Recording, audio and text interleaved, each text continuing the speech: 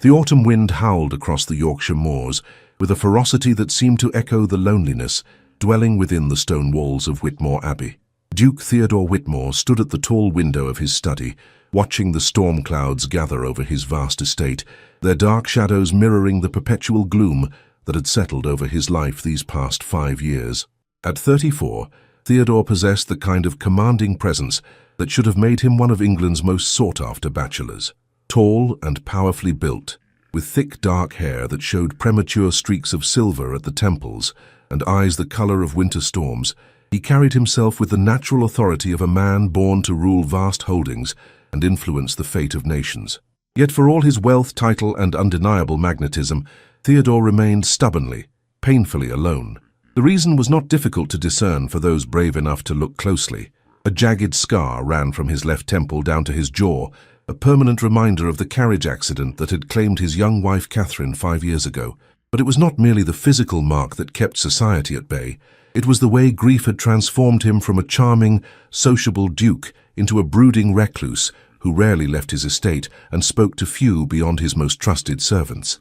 "Your Grace," came the hesitant voice of his secretary, Mr. Pemberton, from the doorway. "The Morning Post has arrived. There are several responses to your advertisement." Theodore turned from the window, his expression carefully neutral despite the flutter of hope in his chest. 3 months ago, in a moment of desperate loneliness, he had placed a discreet advertisement in several respectable publications, seeking correspondence with ladies of good character who might be interested in matrimony. He had been deliberately vague about his identity, signing the letters only as T.W. and providing a postbox address rather than revealing his true title or location. "How many?" he asked, settling behind his massive oak desk. "7, Your Grace, though I should mention that 3 of them are rather forward in their expectations regarding your financial circumstances." Theodore's mouth quirked in what might have been amusement under different circumstances. "And the others?" "More circumspect. One in particular." Pemberton hesitated, then placed a letter written on simple cream paper at the top of the pile. "This one seems different. The lady writes with intelligence and genuine feeling rather than calculation."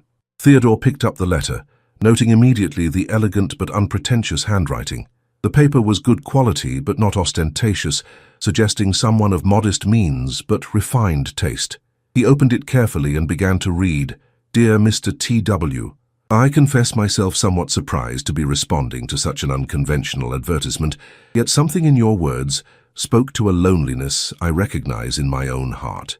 You write of seeking not merely a wife, but a companion of the mind and spirit, someone who might find contentment in quiet pursuits and simple pleasures rather than the endless whirl of society. I am Miss A.B., 26 years of age, and I find myself in circumstances that make such an arrangement not merely appealing, but perhaps necessary. I have spent the last several years caring for my elderly father, and his recent passing has left me quite alone in the world. I possess no great fortune or connections, but I am well educated, even tempered, and capable of managing a household with efficiency and grace. More than these practical considerations, however, I find myself drawn to your suggestion that true partnership might be built upon mutual respect and understanding rather than passion alone.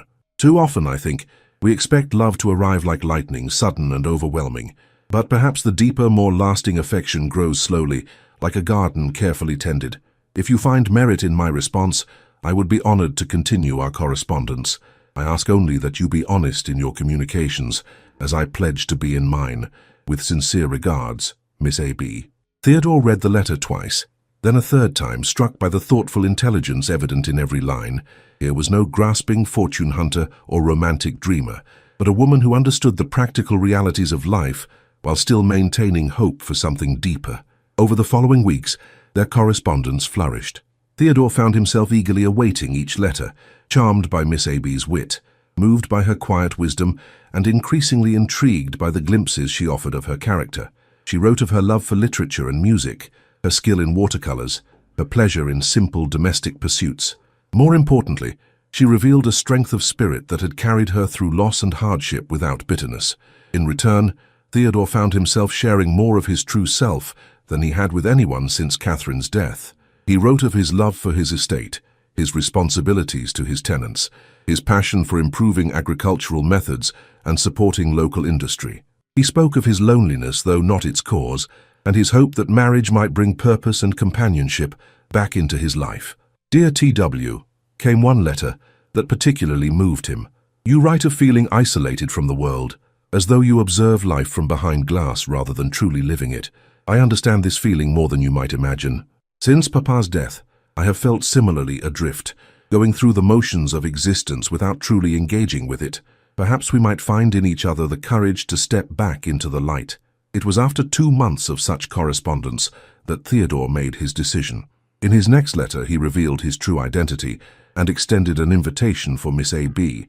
to visit Whitmore Abbey, along with several other ladies with whom he had been corresponding, for a house party that would allow them to meet in person.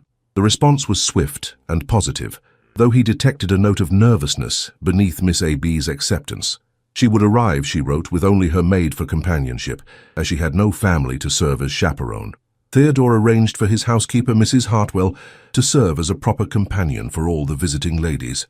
Now, as he stood in his study 3 days before the house party was to begin, Theodore felt a mixture of anticipation and dread that made his stomach clench. What would these women think when they saw him? When they witnessed the scarred, brooding man he had become? Would Miss A.B.'s thoughtful letters and gentle understanding survive the reality of his appearance and the oppressive atmosphere that seemed to cling to Whitmore Abbey like morning mist? "Your Grace," Pemberton said, interrupting his brooding thoughts, "Mrs. Hartwell wishes to speak with you about the arrangements for the ladies' arrival." Theodore nodded, straightening his shoulders with the automatic discipline of years of ducal responsibility. Whatever happened, he would face it with dignity. He had survived far worse than the potential rejection of a few marriage-minded ladies. But as he made his way through the shadowed corridors of his ancestral home, Theodore could not quite suppress the hope that somewhere among his correspondence was a woman brave enough to see past the surface to the man beneath, a woman who might choose to stay when others fled. Arrivals and departures. The first carriage arrived at Whitmore Abbey on a grey October morning, its wheels crunching over the gravel drive as it approached the imposing facade of the ancient manor. Theodore watched from his study window as a fashionably dressed young woman emerged, took one look at the Gothic towers and gargoyle-adorned battlements, and immediately began what appeared to be an animated argument with her coachman. Within 10 minutes, she was gone, her carriage disappearing down the drive in a cloud of dust and indignation. The second arrival lasted slightly longer. Miss Penelope Fairfax, a blonde beauty of 22 with impressive connections and an even more impressive dowry, actually made it inside the house. Theodore had descended to the great hall to greet her personally, hoping that his careful grooming and finest coat might soften the impact of his scarred appearance. It did not. Miss Fairfax took one look at his face, let out a small shriek and promptly fainted into the arms of her maid. When she revived, she claimed a sudden onset of illness that required her immediate return to London. Her departure was swift and final. The third lady, Miss Charlotte Pemberton, was made of sterner stuff. She managed to maintain her composure during their introduction, accepted his offer of refreshment, and even engaged in polite conversation for nearly an hour. But Theodore could see the barely concealed horror in her eyes as she took in not just his scarred face, but the oppressive atmosphere of the abbey itself. The house was undeniably imposing, some might say forbidding. Built in the 14th century and expanded over the generations, it rose from the Yorkshire landscape like something from a Gothic novel, all dark stone and towering spires. The interior, while magnificently appointed, retained the medieval character that Theodore's ancestors had been reluctant to modernize. Tapestries depicting ancient battles hung from stone walls, suits of armor stood sentinel in shadowed alcoves, and the very air seemed heavy with the weight of centuries.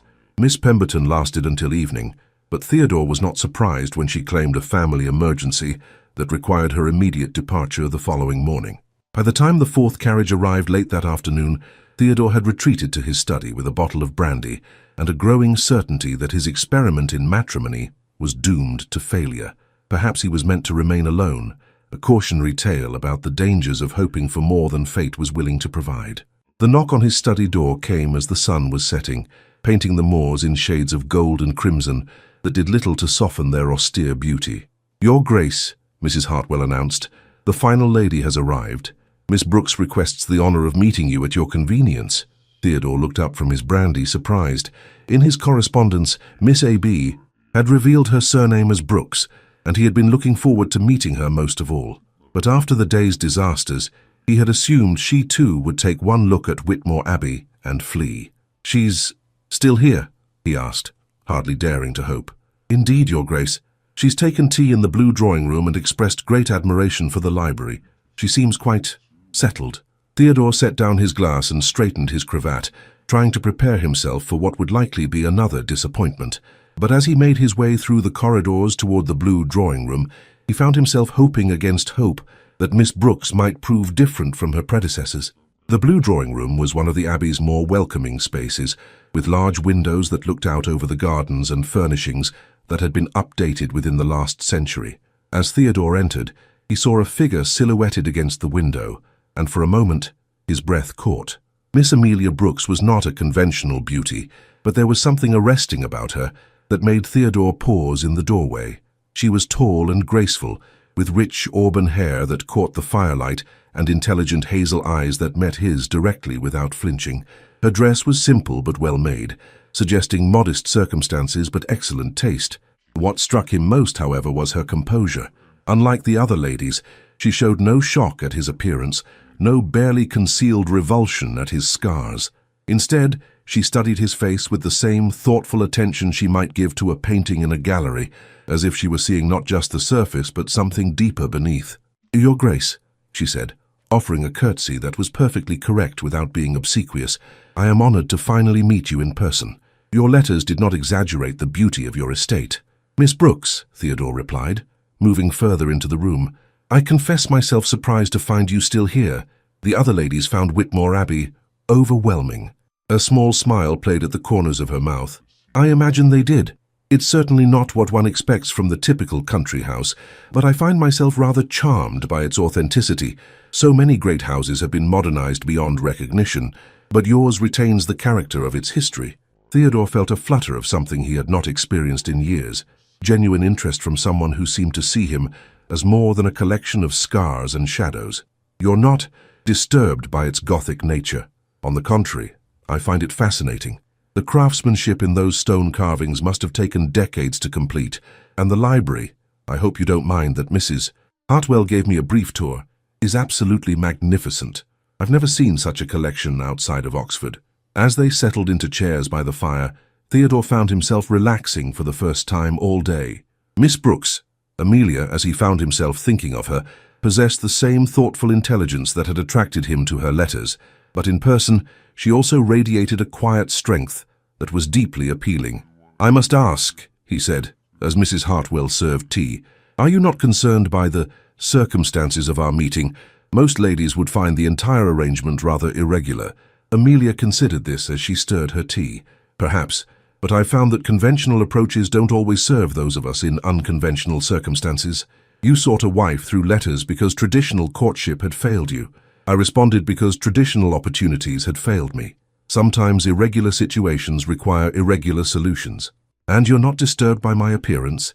The question came out more bluntly than Theodore had intended, but he needed to know. Amelia's gaze moved to his scar, studying it without flinching. "You were injured," she said simply. "Badly, I would guess, and recently enough that it still causes you pain, not physical perhaps, but emotional. I'm sorry for whatever caused it." The simple compassion in her voice nearly undid him. "My wife," he said quietly. "She died in the carriage accident that gave me this scar 5 years ago." "I'm very sorry for your loss," Amelia said, and Theodore could hear the genuine sympathy in her voice. "Grief changes us, doesn't it? Sometimes in ways that are visible, sometimes in ways that are not. You speak as if you know something of grief yourself." "I do. My father's death was difficult. He suffered for many months before the end, and I watched him fade away piece by piece. It leaves marks on the soul, even when they don't show on the skin." They sat in comfortable silence for a moment, the fire crackling between them, and the wind howling around the ancient stones of the abbey.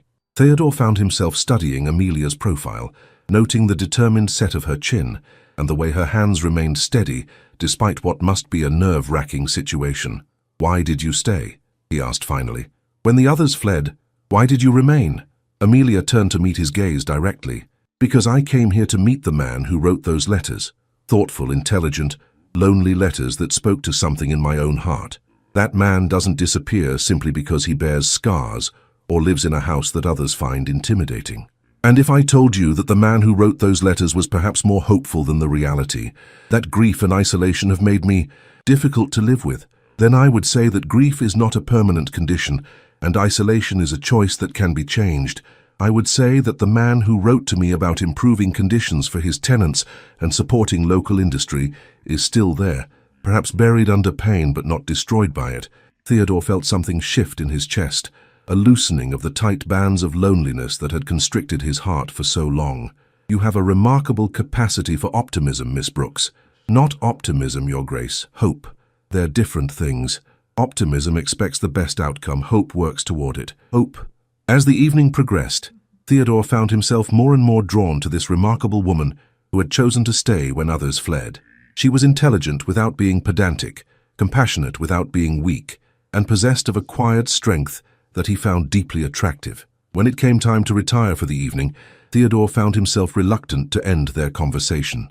"Miss Brooks," he said as she rose to leave, would you care to see more of the estate tomorrow? The grounds are quite extensive, and the views from the North Tower are said to be spectacular."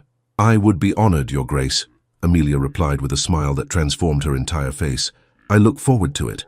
As Theodore watched her leave, he felt something he had not experienced in 5 long years. The possibility that his future might hold more than mere existence. Perhaps, just perhaps, he had found someone brave enough to see past the scars to the man beneath. Someone who might choose to stay not out of obligation or desperation, but out of something deeper and more lasting. For the first time since Catherine's death, Duke Theodore Whitmore allowed himself to hope. The Gardens of Understanding. The morning dawned crisp and clear, with the kind of golden autumn light that transformed even the most forbidding landscape into something approaching beauty. Theodore had risen early, as was his custom, but instead of his usual solitary breakfast in his study, he found himself taking extra care with his appearance and making his way to the morning room where Amelia would be taking her meal. He paused outside the door, suddenly uncertain. What if yesterday's easy conversation had been a fluke? What if, in the harsh light of morning, she had reconsidered her decision to stay? The other ladies had all found excuses to leave. Perhaps Amelia would prove no different. But when he entered the morning room, he found her seated by the window with a cup of tea and what appeared to be a letter she was writing. She looked up at his approach with a smile that seemed genuinely pleased to see him. "Good morning, Your Grace. I hope you slept well." "Better than I have in some time," Theodore replied honestly, taking the seat across from her. "And you? I trust your accommodations were satisfactory." "More than satisfactory. The blue chamber is lovely, and the view of the gardens is spectacular. I spent quite some time last evening watching the mist rise from the moors. There's something almost mystical about this place." Theodore felt a surge of pleasure at her words. So few people appreciated the wild beauty of Yorkshire, preferring the tame landscapes of southern England. "You're not put off by the isolation." "On the contrary, I find it peaceful. After years of caring for an invalid, the quiet is rather welcome." Amelia set down her teacup and regarded him thoughtfully. "May I ask you something, Your Grace?" "Of course." "In your letters you wrote beautifully about your estate and your responsibilities to your tenants, but you never mentioned the Abbey's history. Surely a house this ancient has stories to tell." Theodore's expression grew thoughtful. "Indeed it does. Some of them quite dark, I'm afraid. The Abbey was built on the site of a medieval monastery that was dissolved under Henry VIII. The first Duke of Whitmore was granted the lands for his loyalty to the crown, but local legend says the monks cursed the property before they were driven out." "And do you believe in curses?" Amelia asked, her tone suggesting genuine curiosity rather than mockery. "I didn't used to," Theodore said quietly, "but sometimes it seems as though happiness has a difficult time taking root here. My parents died young. My brother was killed at Waterloo. My wife—" He trailed off, unable to finish the sentence. "Perhaps," Amelia said gently, "it's not a curse but simply a run of bad fortune, and perhaps it's time for that fortune to change." There was something in her voice, a quiet conviction that made Theodore look at her more closely. She met his gaze steadily, and he saw in her hazel eyes a strength that went deeper than mere optimism. "Would you like to see the gardens?" he asked impulsively. "The formal gardens are rather overgrown, but there's a wilderness area that I think you might find interesting." "I would love that," Amelia replied, rising gracefully from her chair. As they made their way through the Abbey's corridors, Theodore found himself seeing his ancestral home through Amelia's eyes. Where he had grown accustomed to the oppressive weight of centuries, she seemed to see beauty in the ancient stonework and craftsmanship. She paused to admire a particularly fine piece of medieval carving, asked intelligent questions about the portraits lining the gallery, and showed genuine interest in the history he had always taken for granted. The gardens, when they reached them, were indeed overgrown. What had once been formal parterres were now wild tangles of roses and ivy, while the topiary had grown into fantastic, unrecognizable shapes. But instead of being dismayed by the neglect, Amelia seemed charmed by the romantic decay. "It's like something from a fairy tale," she said, pausing beside a crumbling fountain where water still trickled from the mouth of a moss-covered cherub. "Wild and beautiful and slightly melancholy. It wasn't always like this," Theodore said, feeling compelled to explain. Before Catherine died, she loved these gardens. She had plans to restore them, to bring them back to their former glory. After the accident, I couldn't bear to continue the work. Amelia was quiet for a moment, studying the overgrown beds with thoughtful eyes. "May I ask what she was like, your wife?" The question caught Theodore off guard.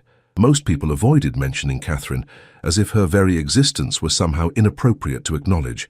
But there was nothing prurient in Amelia's curiosity, only a gentle desire to understand. "She was light," he said finally. "Everything about her was bright and warm, and full of joy. She could make anyone laugh, could find beauty in the smallest things. The Abbey was different when she lived here, warmer, more welcoming. She had a way of making even the most forbidding spaces feel like home." "She sounds wonderful," Amelia said simply. "You must miss her terribly." "I do," Theodore admitted. "But perhaps it's time I stopped trying to preserve everything exactly as she left it. Perhaps she would want me to move forward rather than remain frozen in grief." They walked on in comfortable silence, following overgrown paths that led deeper into the wilderness area of the estate. Here nature had been allowed to take its course, creating a landscape that was wild but not chaotic, beautiful in its untamed state. "This is magnificent," Amelia breathed as they emerged onto a small hill that overlooked the entire valley. "You can see for miles." "On a clear day you can see all the way to the Pennines," Theodore said, moving to stand beside her. "Catherine used to say it was like standing at the edge of the world." "I can see why she loved it here," Amelia said softly. "There's something about this place, despite its melancholy, or perhaps because of it, that speaks to the soul." Theodore turned to study her profile as she gazed out over the landscape. The wind had loosened several strands of her auburn hair, and her cheeks were flushed with the cool air and exercise. She looked, he thought, as though she belonged here, as though the wild beauty of Yorkshire suited her in a way that drawing rooms and ballrooms never could. "Miss Brooks," he said impulsively, "may I ask you something personal?" "Of course.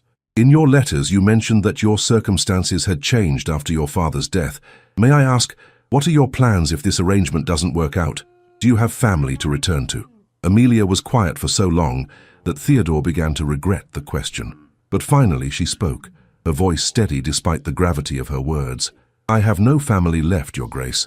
My father was a country rector with a small living, and what little he left was consumed by his medical expenses and debts. I have perhaps £50 to my name, and no prospects beyond seeking employment as a governess or companion." The stark honesty of her admission hit Theodore like a physical blow. Here was a woman of obvious intelligence and refinement, reduced to near poverty by circumstances beyond her control, yet she spoke of her situation without self-pity or bitterness, merely as a fact to be dealt with. "I'm sorry," he said quietly. "I shouldn't have pried." "You have every right to know," Amelia replied, turning to face him directly. "If we are to consider marriage, there should be honesty between us. I won't pretend to feelings I don't have, and I won't hide the practical realities of my situation. I need security, Your Grace. I need a home and a purpose. But I hope, I pray, that I might also find something deeper. And what would that be? Companionship, mutual respect, perhaps in time, affection. I don't expect love. I know that your heart was given to another, and I would never presume to compete with such a memory. But I hope we might find contentment together, and perhaps even happiness." Theodore felt something shift in his chest at her words, a loosening of the tight grip he had maintained on his heart for 5 long years. Here was a woman who understood loss, who asked for nothing more than he might reasonably give, yet who offered something he had thought lost forever, the possibility of companionship without demands, understanding without judgment. "Miss Brooks," he said carefully, If I were to ask you to stay, not just for the remainder of this visit, but permanently, what would your answer be? Amelia studied his face for a long moment, her hazel eyes searching his expression, as if trying to read his very soul. I would ask you to be certain of what you're offering, Your Grace. Marriage is not something to be entered into lightly, particularly when one party is still grieving a great loss. I am grieving, Theodore admitted. I may always grieve Catherine's loss to some degree, but I'm also lonely, Miss Brooks. Desperately, achingly lonely, and I hope that you might be lonely too. I am, she said simply. Then perhaps we might be lonely together, and in time, find that loneliness transformed into something warmer. Amelia was quiet for a long moment, her gaze moving from his face to the wild landscape spread out below them. When she spoke, her voice was soft but certain. Yes, she said, yes, Your Grace, I will stay. Theodore felt a surge of relief so profound it nearly brought him to his knees. Without thinking, he reached for her hand, and she allowed him to take it, her fingers warm and steady in his grasp. Theodore, he said quietly, when we're alone, I would like you to call me Theodore. Theodore, she repeated, and he found he liked the sound of his name on her lips. And you must call me Amelia. As they stood there on the hill overlooking his estate, hands clasped and futures intertwined, Theodore felt something he had not experienced in 5 long years, hope for tomorrow.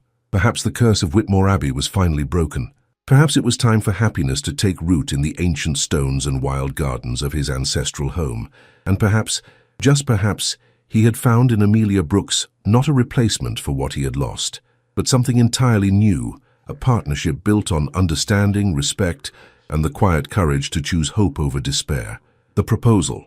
The days that followed Amelia's decision to stay passed with a swiftness that surprised Theodore.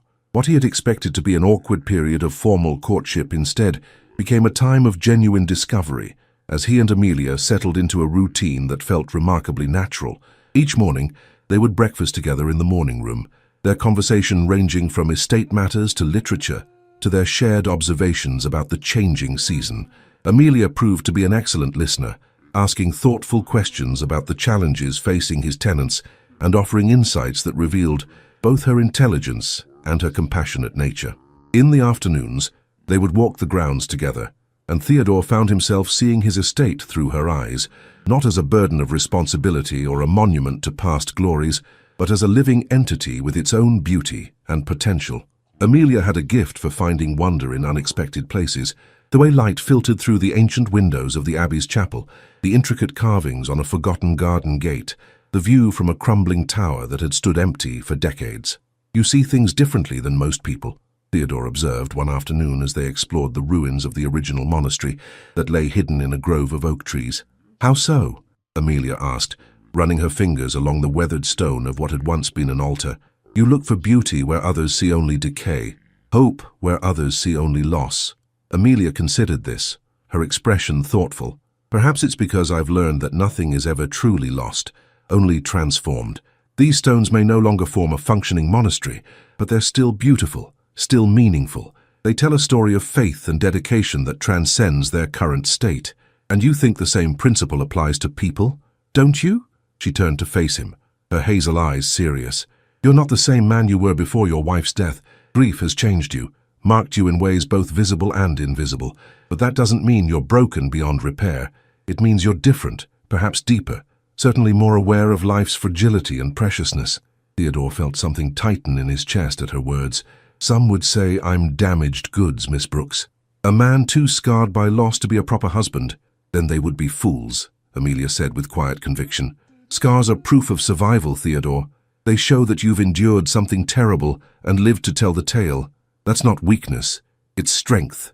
As the week progressed, Theodore found himself increasingly drawn to this remarkable woman who had chosen to stay when others fled. She was not Catherine, would never be Catherine, but she was something else entirely, a companion who understood loss without being consumed by it, who offered comfort without demanding anything in return. It was on their 7th evening together that Theodore made his decision. They had dined quietly in the small dining room, their conversation easy and comfortable, and afterward had retired to the library where Amelia had discovered a first edition of Pride and Prejudice that had belonged to his mother. She would have liked you, Theodore said, watching as Amelia carefully turned the pages of the beloved novel. Your mother? Yes. She had your same appreciation for literature. Your same ability to find joy in simple pleasures. She would have approved of my choice. Amelia looked up from the book, her expression suddenly serious. Your choice. Theodore rose from his chair and moved to the fireplace, needing the distance to gather his courage for what he was about to say.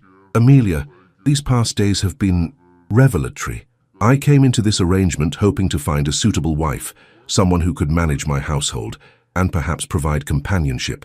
What I found instead is something I didn't dare hope for, which is a partner, someone who sees me, truly sees me, and chooses to stay anyway.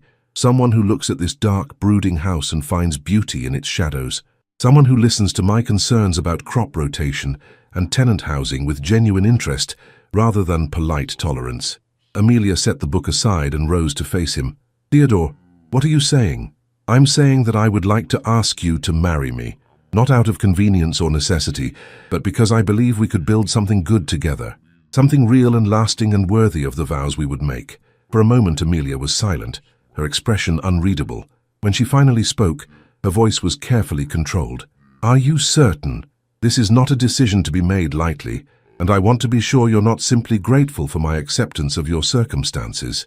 I am grateful, Theodore admitted, moving closer to her. But gratitude is not what makes my heart race when you smile, or what makes me look forward to each morning because I know I'll see you at breakfast. Gratitude is not what makes me want to share every thought, every concern, every small pleasure with you. Then what is it? Amelia asked softly. Theodore reached for her hands, relieved when she didn't pull away. I think it might be love, Amelia. Not the same love I felt for Catherine. That was the love of youth, passionate and consuming. This is something different, deeper perhaps. The love of a man who has known loss and found someone worth risking his heart for again. Tears gathered in Amelia's eyes at his words. Theodore, I care for you deeply, more deeply than I expected when I came here. But I need you to be certain that you're ready for this, ready to let go of the past enough to embrace a future. I am, Theodore said with quiet conviction. Catherine will always be part of my history, but she doesn't have to define my future. You've shown me that it's possible to honor the past while still moving forward, to carry love without being crushed by its weight. Amelia studied his face for a long moment, searching for any sign of doubt or reservation. What she saw there must have satisfied her, because she smiled, a radiant expression that transformed her entire countenance. Then yes, Theodore, yes, I will marry you. The kiss that followed was gentle at first, tentative, as if they were both afraid of breaking the spell that had brought them to this moment. But as Amelia responded, her arms coming up to circle his neck, Theodore felt the last of his reservations melt away. This was right. This was what he wanted, what he needed, what he had been searching for without even knowing it. When they finally broke apart, both were breathing hard, and Theodore rested his forehead against hers. I want to do this properly, he said.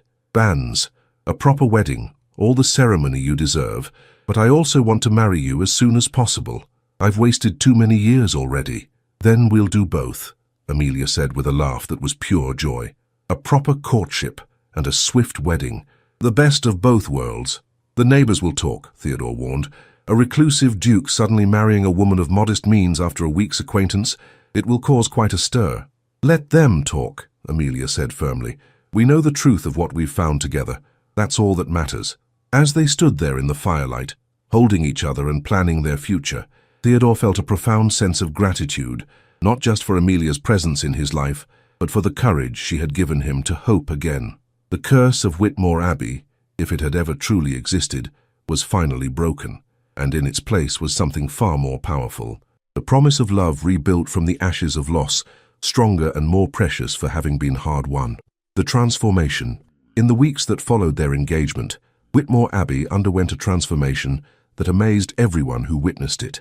The change was not merely physical, though Amelia did indeed begin the careful restoration of Catherine's beloved gardens, but rather a fundamental shift in the very atmosphere of the ancient house. Where once there had been oppressive silence, now there was the sound of laughter echoing through the corridors. Where shadows had lingered in corners, now fires burned brightly in hearths that had stood cold for years. The servants, who had grown accustomed to moving through their duties with funeral solemnity, began to smile again as they went about their work. It's like watching the house come back to life, Mrs. Hartwell confided to Mr. Pemberton one morning as they observed Amelia directing the cleaning of the long-closed music room. His Grace is a different man entirely. Indeed, Theodore seemed to have shed years along with his perpetual gloom. He smiled more readily, spoke with greater warmth to his staff, and had even begun entertaining visitors again, something he had not done since Catherine's death. The transformation was so marked that several of his neighbours, who had grown accustomed to his hermit-like existence, made special trips to Whitmore Abbey simply to witness the change for themselves. "Remarkable," declared Lord Pemberton, the local magistrate, after dining with the newly engaged couple. "I had begun to fear that our dear Theodore was lost to us forever." "Miss Brooks has worked a miracle," but Amelia herself would have disputed such praise. She knew that the change in Theodore came not from any magic she possessed, but from his own courage in choosing to live again, rather than merely exist. Her role had been simply to provide a reason for that choice, to be someone worth emerging from the shadows for. The wedding preparations proceeded with the efficiency that reflected Amelia's practical nature and Theodore's eagerness to make her officially his wife. They had decided on a small ceremony in the Abbey's ancient chapel, with only close neighbours and estate staff in attendance. Amelia had no family to invite, a fact that saddened Theodore more than it did her. "I've grown accustomed to being alone," she told him one evening, as they walked through the restored gardens, admiring the progress that had been made. "Having you, having this place, having a future to look forward to, it's more than I ever dared hope for." "You'll never be alone again," Theodore promised, stopping to face her among the newly planted rose bushes. "Whatever happens, whatever challenges we face, we'll face them together." The sincerity in his voice made Amelia's heart flutter with the same mixture of love and gratitude that had become her constant companion since accepting his proposal. She had come to Whitmore Abbey expecting nothing more than a practical arrangement, perhaps a marriage of convenience, that would provide her with security in exchange for her domestic skills. Instead, she had found something far more precious, a man who saw her true worth, who valued her mind as much as her companionship, and who had given her a home in every sense of the word. "Theodore," she said softly, reaching up to touch the scar that marked his left cheek, "do you ever regret it? The advertisement, I mean. The risk you took in seeking a wife through letters?" "Never," he replied without hesitation, covering her hand with his own. "It brought me you. How could I regret the best decision I've ever made?" As they continued their evening walk, they discussed the final details of their wedding ceremony and their plans for the future. Theodore had been consulting with his steward about improvements to the tenant cottages, a project that Amelia had enthusiastically supported. She had also expressed interest in establishing a small school for the children of the estate workers, an idea that had never occurred to Theodore, but which he immediately embraced. "You have a gift for seeing possibilities where others see only problems," he observed, as they paused beside the restored fountain that now sparkled in the moonlight. "It's one of the many things I love about you. And you have a gift for making those possibilities into reality," Amelia replied. "Together I think we can accomplish wonderful things." The night before their wedding, as Amelia sat in her chamber putting the finishing touches on the simple white dress she had chosen for the ceremony, she reflected on the extraordinary journey that had brought her to this moment. 6 months ago she had been a grieving daughter with no prospects and no hope for the future. Tomorrow she would become the Duchess of Whitmore, mistress of one of Yorkshire's greatest estates, and wife to a man who had somehow learned to love again despite the wounds that had nearly destroyed him. A soft knock at her door interrupted her reverie, and she looked up to see Mrs. Hartwell entering with a small wrapped package. "From His Grace," the housekeeper said with a smile. "He asked me to give this to you tonight, with his compliments and his love." Amelia unwrapped the package carefully, gasping when she revealed its contents. Inside was a delicate necklace of pearls and sapphires, clearly an antique piece of extraordinary beauty and value. "It belonged to the first Duchess of Whitmore," Mrs. Hartwell explained. "His Grace thought you should wear it tomorrow to connect you to the history of the family you're joining." Tears gathered in Amelia's eyes at the thoughtfulness of the gesture. Theodore had given her many gifts during their courtship, books, flowers from the garden, small tokens of his affection, but this was different. This was a symbol of acceptance, of belonging, of her place in the long history of Whitmore Abbey. "Tell His Grace," she said softly, "that I am honoured beyond words, and that I will wear it with pride." As Mrs. Hartwell helped her fasten the necklace around her throat, Amelia caught sight of herself in the mirror and was startled by what she saw. The woman looking back at her was not the frightened, desperate spinster who had responded to an advertisement in a moment of desperation. This woman was confident, loved, and ready to embrace whatever the future might bring. Tomorrow she would marry Theodore Whitmore and become a duchess. But more importantly, she would join her life to that of a man who had taught her that love could indeed be found in the most unexpected places, and that sometimes the greatest treasures were discovered by those brave enough to stay when others chose to flee. The wedding. The morning of the wedding dawned clear and bright, with the kind of crisp autumn air that made everything seem sharp and new. Theodore had risen before dawn, unable to sleep for the anticipation that coursed through his veins like wine. Today he would marry Amelia Brooks and make her his duchess, his partner, his companion for whatever years remained to them. As he stood before his mirror, adjusting his cravat for the third time, Theodore caught sight of his reflection and was struck by how much he had changed in the weeks since Amelia's arrival. The haunted look that had shadowed his eyes for 5 years was gone, replaced by something that looked remarkably like happiness. Even his scar seemed less prominent somehow, no longer the defining feature of his face, but simply part of the story that had led him to this moment. "Your Grace," came Pemberton's voice from the doorway, "the guests have begun to arrive. Lord Pemberton and his family, the Ashfords, several of the tenant families, quite a respectable gathering considering the short notice." Theodore nodded, feeling a flutter of nervousness that surprised him. He had been married before, after all, yet this felt entirely different. His marriage to Catherine had been the natural culmination of a childhood attachment, expected by both families and society. This marriage to Amelia was a choice made in full knowledge of life's complexities, a deliberate decision to build something new from the ruins of the past. "And Miss Brooks?" he asked, trying to keep his voice casual. "Radiant, Your Grace. Mrs. Hartwell reports that she slept well and ate a good breakfast. She seems quite calm, all things considered." Theodore smiled at this. Of course Amelia would be calm. She faced everything with that same steady composure that had first attracted him to her letters. It was one of the qualities he most admired about her, her ability to meet whatever life presented with grace and determination. The chapel of Whitmore Abbey had been built in the 13th century and had witnessed countless ceremonies over the intervening centuries. Today, it glowed with the warm light of dozens of candles, their flames reflecting off the ancient stained glass windows and casting rainbow patterns across the stone floor. The pews, usually empty except for the occasional solitary service, were filled with neighbors and tenants who had come to witness their duke's return to happiness. Theodore took his place at the altar, his hands clasped behind his back to hide their slight tremor. Beside him stood his closest friend, Lord Ashford, who had travelled from London specifically to serve as his groomsman. The two men had known each other since their school days, and Ashford had been one of the few people to maintain contact with Theodore during his years of self-imposed isolation. "Nervous?" Ashford murmured, noting Theodore's tension. "Terrified," Theodore admitted quietly. "What if I'm not ready for this? What if I can't be the husband she deserves?" "My dear fellow," Ashford replied with a gentle smile, "the fact that you're asking those questions proves that you are ready. The Theodore I knew 5 years ago would never have questioned his own worthiness. He was too arrogant for such introspection. The man standing here today has been humbled by loss and made wise by suffering. Miss Brooks is getting the better bargain, I assure you." Before Theodore could respond, the chapel organ began to play, its rich tones filling the ancient space with music that seemed to resonate in his very bones.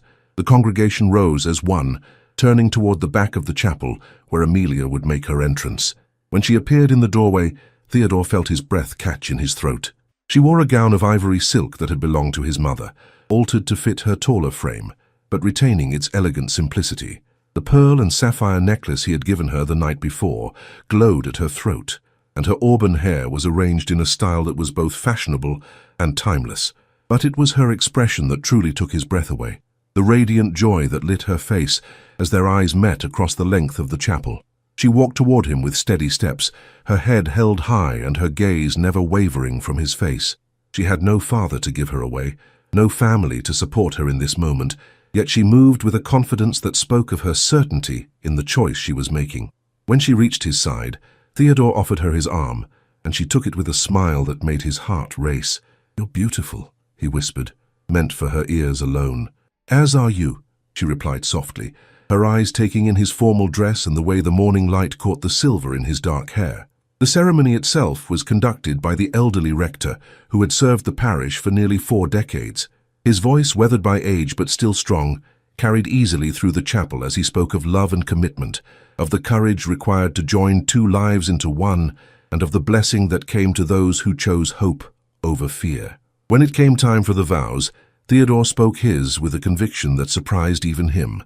"I, Theodore, take thee, Amelia, to be my wedded wife, to have and to hold from this day forward, for better, for worse, for richer, for poorer, in sickness and in health, to love and to cherish, till death do us part." Amelia's response was equally heartfelt, her voice clear and steady as she pledged herself to him, with words that had been spoken in this same chapel for centuries. When they exchanged rings, simple gold bands that Theodore had commissioned from the village goldsmith, he felt a sense of completion that he had not experienced since Catherine's death. "You may kiss your bride," the rector announced with a smile, and Theodore needed no further encouragement. The kiss was gentle but sure, a promise of all the tenderness and passion that lay ahead. When they broke apart, both were smiling, and the congregation erupted in applause and cheers that echoed off the ancient stone walls. As they walked back down the aisle together, now husband and wife, Theodore caught sight of the faces around them, tenants and neighbours, servants and friends, all beaming with genuine happiness for their duke's newfound joy. Mrs. Hartwell was openly weeping with delight, while several of the tenant farmers were grinning broadly as they applauded. The wedding breakfast that followed was held in the great hall, which had been decorated with autumn flowers and greenery from the estate. The meal was simple but elegant, featuring the best of local produce and wines from the abbey's cellars. Theodore had insisted on inviting all the estate workers and their families, wanting to share his happiness with those who had remained loyal during his darkest years. "A toast," declared Lord Ashford, rising from his seat with a glass of champagne, "to the Duke and Duchess of Whitmore. May their union bring joy to these ancient halls and happiness to all who dwell within them." The toast was echoed enthusiastically by all present, and Theodore felt a warmth spread through his chest that had nothing to do with the wine. For the first time in years, Whitmore Abbey felt like a home rather than a mausoleum, filled with life and laughter and the promise of better days to come. As the afternoon wore on and the guests gradually departed, Theodore and Amelia found themselves alone in the drawing room, still in their wedding finery, but finally able to speak privately as husband and wife. "How do you feel, Your Grace?" Theodore asked with a smile, using her new title for the first time. "Overwhelmed," Amelia admitted with a laugh. "A duchess! 6 weeks ago I was a penniless spinster with no prospects. Now I'm married to the most wonderful man in England and mistress of one of the finest estates in Yorkshire. It seems like something from a dream." "If it's a dream, then I hope never to wake," Theodore said, moving to sit beside her on the sofa. "Amelia, I want you to know that I meant every word I spoke today. I love you, not as a replacement for what I've lost, but as something entirely new and precious." "I love you too," Amelia replied, her voice soft with emotion. "I didn't expect it to happen so quickly or so completely, but you've become essential to my happiness, Theodore, essential to who I am." As the sun set over the Yorkshire moors, painting the sky in shades of gold and crimson, the new Duke and Duchess of Whitmore sat together in comfortable silence, hands intertwined and hearts full of hope for the future. The curse of Whitmore Abbey, if it had ever truly existed, was finally and completely broken. In its place was something far more powerful, a love built on understanding, strengthened by shared loss, and blessed with the promise of years to come. Theodore had sought a wife through letters, expecting little more than companionship and practical partnership. Instead, he had found his salvation in a woman brave enough to stay when others fled, wise enough to see past his scars to the man beneath, and loving enough to help him build a new life from the ashes of the old. 2 years later, the nursery at Whitmore Abbey was filled with the soft morning light that streamed through windows overlooking the restored gardens. Amelia sat in the rocking chair that Theodore had commissioned from the village carpenter, cradling their 6-month-old son, James, as he dozed contentedly after his morning feeding. The transformation of the abbey was now complete, both physically and spiritually. What had once been a monument to grief and isolation had become a thriving family home, filled with warmth, laughter, and the promise of future generations. The gardens bloomed with renewed vigor, the staff moved through their duties with smiles and purpose, and visitors were once again welcomed with genuine hospitality. "There you are," Theodore said softly from the doorway, his voice warm with the contentment that had become his natural state. "I was wondering where my 2 favorite people had disappeared to."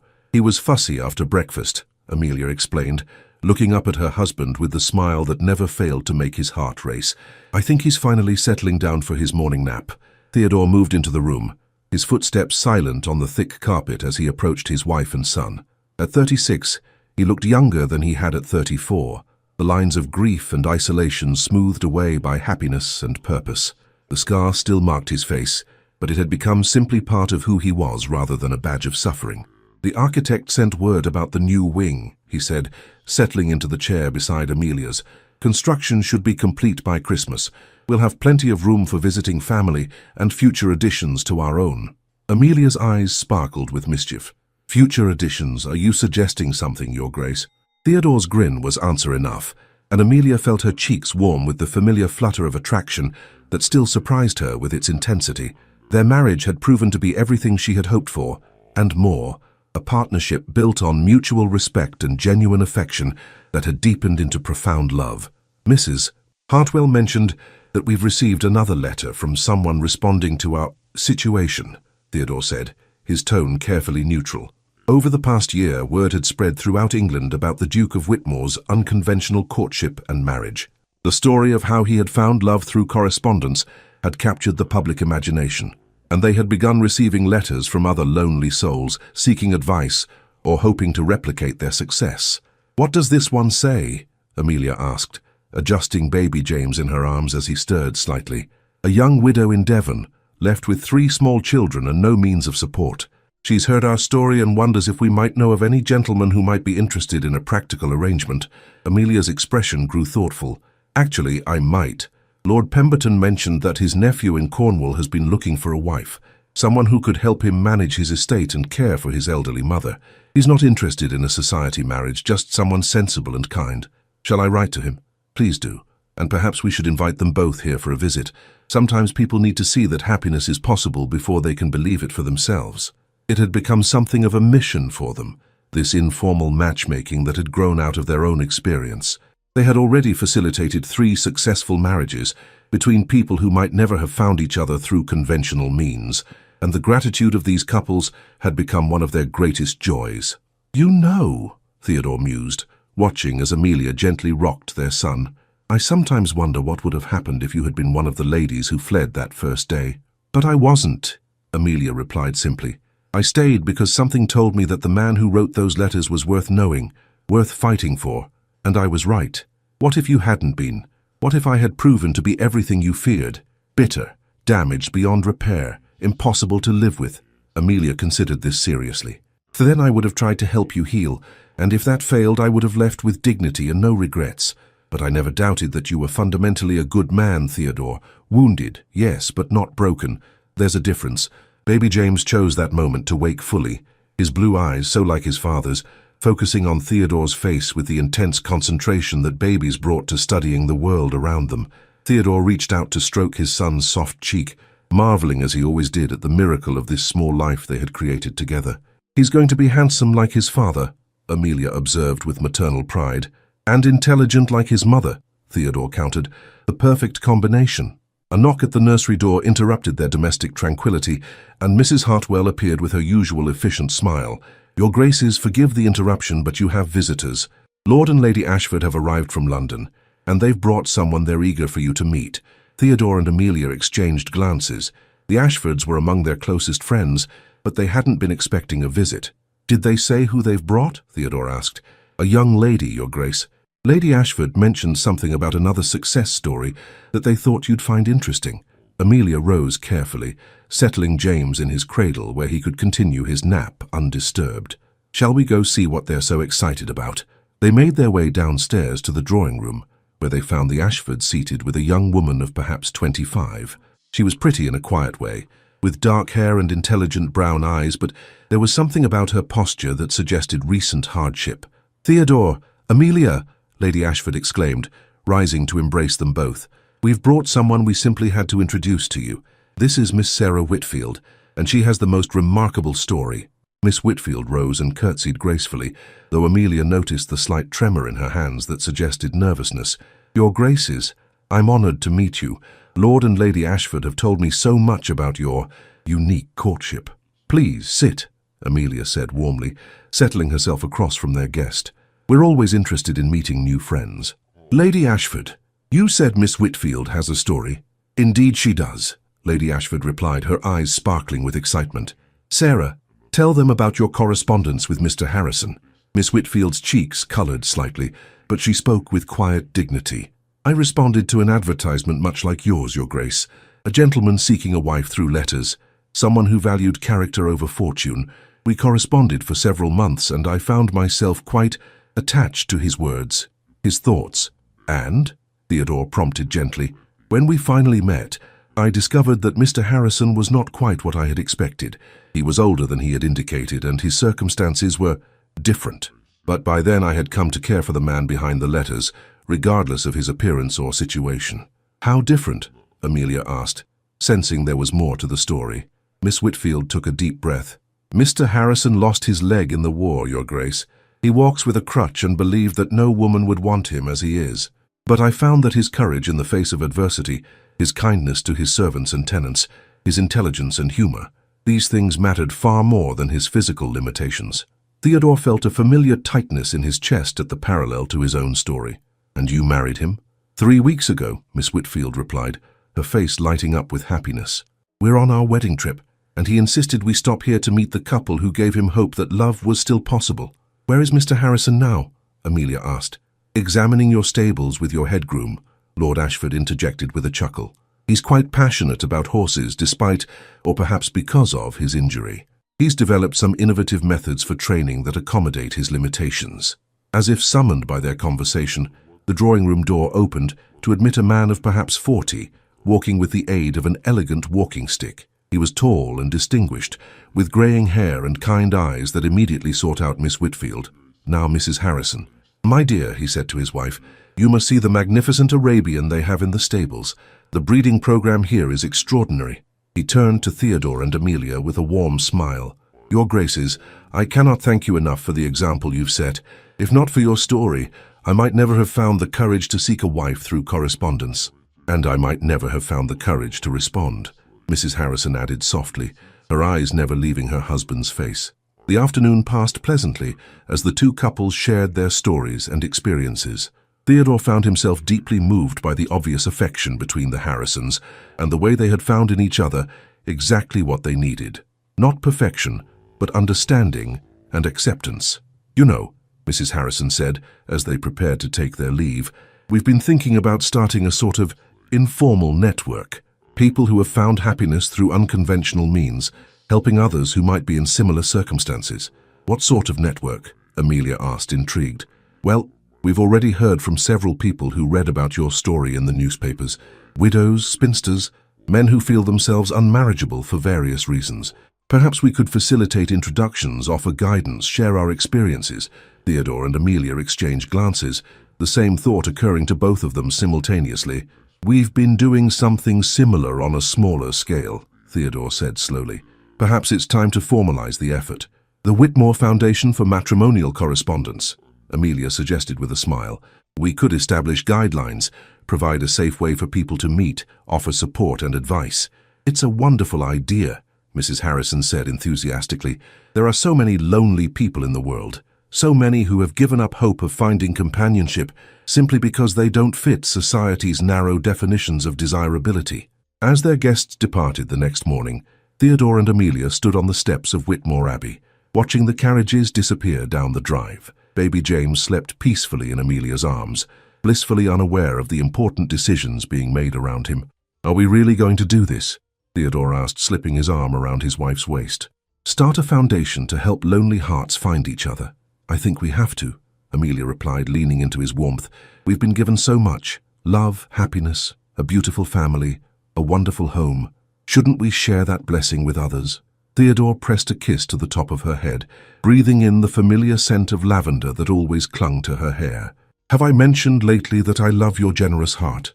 "Only every day," Amelia said with a laugh, "but I never tire of hearing it." As they turned to go back inside, Theodore caught sight of their reflection in the glass doors. A family, complete and happy, standing in the doorway of a house that had once been a monument to grief, but was now a testament to the power of love to heal and transform. "Do you ever regret it?" he asked suddenly, "responding to that advertisement, taking such a risk with a complete stranger?" Amelia paused, considering the question seriously as she always did. "Never," she said finally. "It was the best decision I ever made. It brought me you, brought me this life. brought me more happiness than I ever dreamed possible. Even knowing what you know now about the challenges we've faced, the gossip, the social difficulties, the times when I've been difficult to live with, especially knowing all of that, Amelia replied firmly. Real love isn't about perfection, Theodore. It's about choosing each other every day, supporting each other through difficulties, growing together rather than apart. We've done that, and we'll continue to do it for the rest of our lives. As they entered the abbey, baby James stirred in his mother's arms, opening his blue eyes to gaze up at his parents with the trusting innocence of a child who has never known anything but love and security. In his small face, Theodore could see the future, not just his son's future, but the future of Whitmore Abbey itself, no longer cursed but blessed, no longer isolated but connected to the world through the bonds of love and service. The Duke, who had sought a wife through letters, had found far more than he had bargained for. He had found redemption, purpose, and a love that had transformed not just his own life, but the lives of countless others who would benefit from the foundation they were about to establish. And in the restored gardens of Whitmore Abbey, where Catherine's roses bloomed alongside Amelia's new plantings, the past and present existed in perfect harmony, a reminder that love, like life itself, could be renewed, transformed, and made beautiful again, no matter how dark the winter that had come before. The curse of Whitmore Abbey was not just broken, it had been replaced by something far more powerful, a legacy of hope, love, and the unshakable belief that everyone, no matter how scarred or lonely, deserved the chance to find their perfect match. This tale reminds us that love often comes when we least expect it, and in forms we never anticipated.